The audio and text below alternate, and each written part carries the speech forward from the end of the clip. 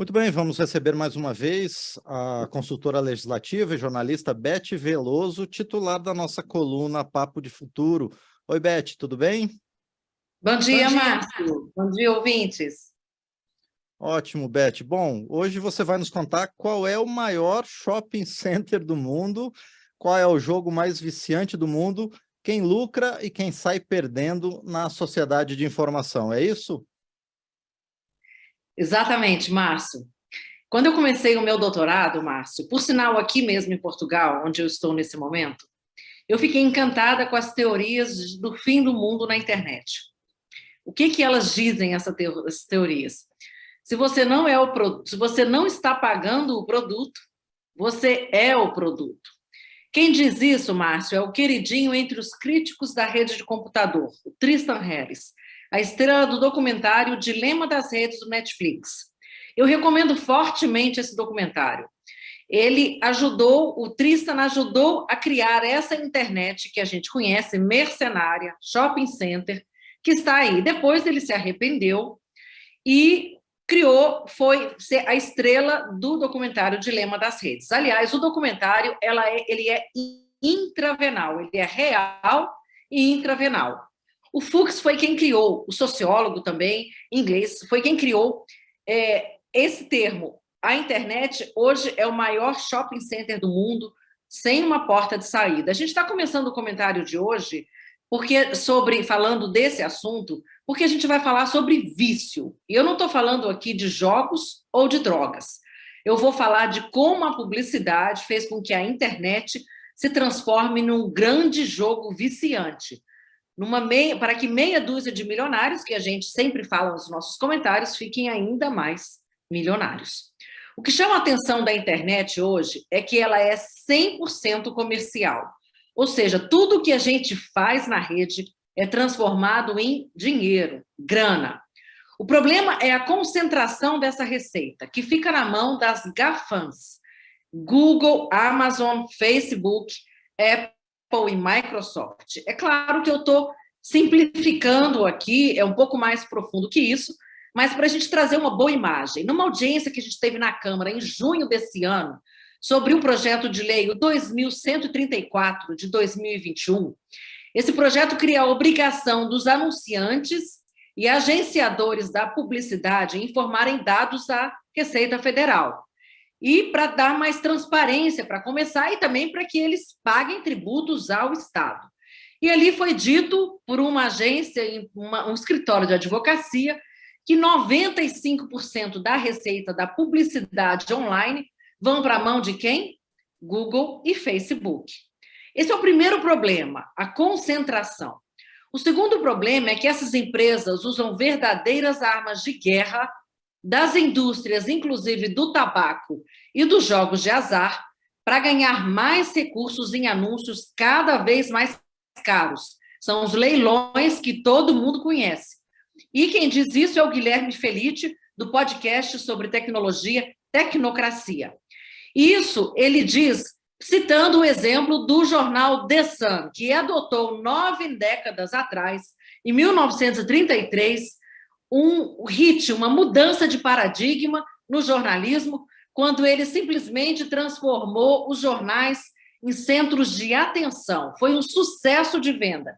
Ele publicou na manchete do jornal detalhes do suicídio de um idoso. Ou seja, desde então, desde quando o The Sun transformou a forma de fazer o jornalismo, que a crueldade natural do ser humano, o desejo insaciável de distração e de abstração, são feitos para explorar o sensacionalismo, o espetáculo, a incitação à violência, ódio, agressividade, o escárnio.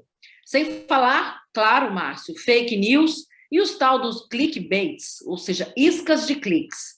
A Lúcia Guimarães, uma jornalista muito experimentada em comunicação e tecnologia, num artigo de 2016 do jornal Estado de São Paulo, já dizia a história do britânico que tinha um câncer terminal e que era assediado, bombardeado por anúncios de uma casa funerária.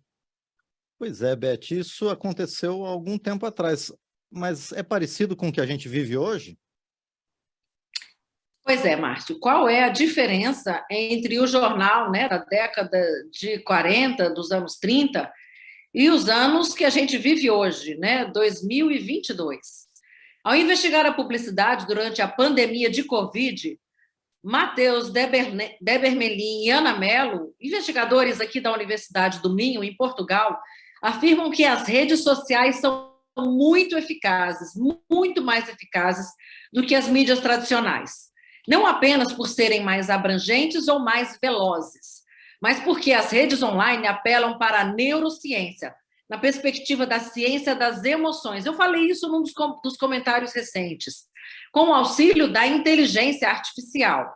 E já que falamos disso, lembramos aqui também a grande ruptura de Ronaldo Lemos, que diz que a publicidade está dirigida hoje a gerar emoções, para entrar num lugar do inconsciente. Então, não é só a informação, é o inconsciente, é um lugar que muitas vezes nem mesmo nós acessamos.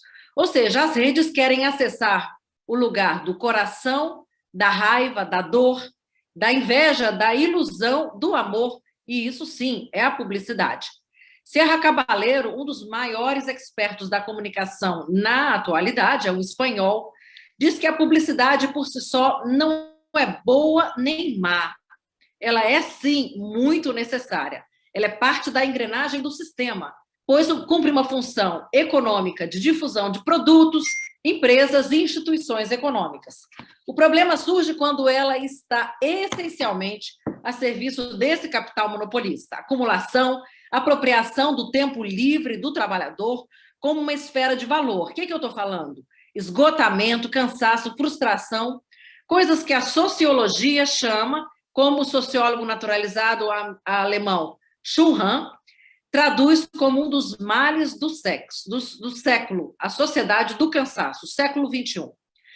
Ao pensar, portanto, no dinheiro a qualquer custo, na atenção a qualquer preço e na monetização do conteúdo do usuário da rede, as empresas apelam para a atenção como seu maior capital para nos deixar totalmente viciados.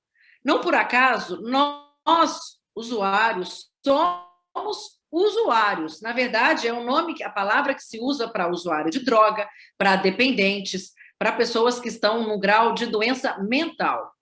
Aplicativos cada vez mais viciantes, Márcio, são uma aposta máxima no entretenimento e não numa cultura de massas associada a manifestações genuínas que venham de um lugar e da sua própria gente. Mas então, Beth, esse conteúdo digital, esse conteúdo online não faz a gente feliz? Faz a gente passar raiva, é isso? Márcio, assim, o que você acha que vende mais? Um casal de passarinhos voando pelo céu ou uma multidão esmagada no outro lado do mundo? Pois é. Um debate sobre o perdão ou bizarrices capturadas por uma câmera escondida junto com conteúdo jocoso ou misógino? E aí eu pergunto, do ponto de vista legal, qual é o código de ética e de conduta que as plataformas de internet seguem para a publicidade online? Qual é o CONAR? O CONAR é o Código de Autorregulação Publicitária da internet. Quais as normas para a não divulgação de armas, jogos de azar, cigarros na rede, volto a insistir, pornografia, que essas indústrias não se enquadram num comportamento que elas tentam padronizar do consumidor do jeitinho que elas querem. Enquanto as drogas físicas atuam no nível físico, corpóreo, a adição no mundo online opera no nível inconsciente, a partir de técnicas do TikTok para gerar sensações de prazer, que levam à busca de mais sensações de prazer, gerando um círculo vicioso para uma desprotegida geração infantil que está totalmente submersa e vulnerabilizada. A Constituição brasileira, Márcio, artigo 220, impõe limites para tabaco, agrotóxicos, medicamentos, publicidade desses produtos, mas a internet é extraterritorial, certo? Então, como diz Serra Caballero, a finalidade da publicidade é produzir homo consumers. E para romper esse ciclo de escravidão, que nós, da teoria, chamamos de era da mercadoria, da mercancia, é preciso buscar a liberdade de expressão, repensando a publicidade como uma forma de colonização das nossas mentes. Ou seja, convocar o Estado a regular porque a publicidade constrói não apenas um sentido, mas um poder político dentro de uma arena midiática onde é preciso viver e não mais e não apenas consumir. Sim, a rede precisa ser regulada pelo Estado, assim como a televisão e o rádio, por sinal, inclusive e os jornais, apesar de não ser permitido censura no Brasil, também o foram. Bom, e Beth, quanto ao fato de que a internet está atrelada às lógicas de lucro do capital, em que o jogo do vale tudo segue as regras do consumo e do lucro máximos na chamada sociedade da atenção que você já citou, na era da mercadoria, o que a gente pode fazer? Márcio, em termos estruturais, eu sinceramente não vejo muito o que fazer, a não ser a gente sentar, chorar e orar pelas nossas crianças. Ah, mas você está sendo muito apocalíptica. O Tim Hu compara o lucro das redes com o lucro da colheita agrícola e chama os donos das plataformas de mercadores da atenção. A verdade, a grande verdade, Márcio, é que a comunicação hoje, ela é o poder, ela detém o poder, e quem detém esses meios detém toda a fonte do poder. É como o crítico Evgeny Morozov, gosto muito dele, ele é um dos pioneiros nesse pensamento diferenciado em tentar remar contra a corrente, e ele é chamado, não por acaso, de o herege da rede, em que qualquer regulação pode ter, inclusive, um efeito band-aid, ou seja, ser um mero solucionismo, uma solução pacata, opaca, se não houver uma atitude ética para privilegiar o humano e não o consumo humano. Outras soluções mais radicais, como, por exemplo, estatizar o Google, defendidas por Snerk, eu não sei exatamente como pronuncia o nome dele, é um socialista canadense que ensina em Londres. Ele conhece o termo capitalismo de plataforma, e ele defende, sim, que o Google seja estatizado, seja transformado num aparelho do Estado como uma ferramenta de comunicação de massa que é. Mas isso não seria, pelo menos na conjuntura atual, no meu ponto de vista, realista. Portanto, eu iria agora para dicas, porque a gente, na verdade, também tem o poder. O poder é individual e ele é irrevogável dentro da perspectiva do indivíduo. E por isso vamos a algumas dicas para a gente se proteger da ditadura da publicidade nas nossas vidas. Primeiro, desligar as notificações dos aplicativos, que são o gatilho da sociedade da atenção. Eu diria, na verdade, que esse é o mandamento número 1 para quem quer o mínimo de autorregulação e controle do que faz na internet. Segundo, navegando no modo privado, para fugir da publicidade customizada e dos algoritmos, ou seja, você abre uma janela privada, assim você não vai ser tão bombardeado pela publicidade. Tem várias formas de fazer isso, é só pesquisar ali no Google, no irmão Google.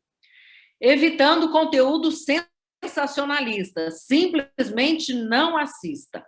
Se você usa muitos aplicativos, usa muito o computador, tire muitos aplicativos do celular, porque o celular ela é a nossa extensão. Então, isso ajuda a controlar a sua compulsão por estar acessando o dispositivo o tempo todo. Tente ficar mais no computador. Fazendo um detox também, para você desligar o celular, colocar no modo avião a cada 1h30, depois dar um intervalo de meia hora. Isso funciona bastante. Inclusive, a ciência ligada às pesquisas de saúde na tecnologia, o uso saudável da tecnologia, já demonstraram isso. São dicas que parecem muito simples, mas você não imagina a dificuldade da gente colocar em prática esses hábitos tão saudáveis e necessários nesse momento. Também é uma ótima esquecer o celular em casa quando você for dar esquecer aquele passeio. E que tal? Eu convido um detox de domingo sem celular e com muito churrasco.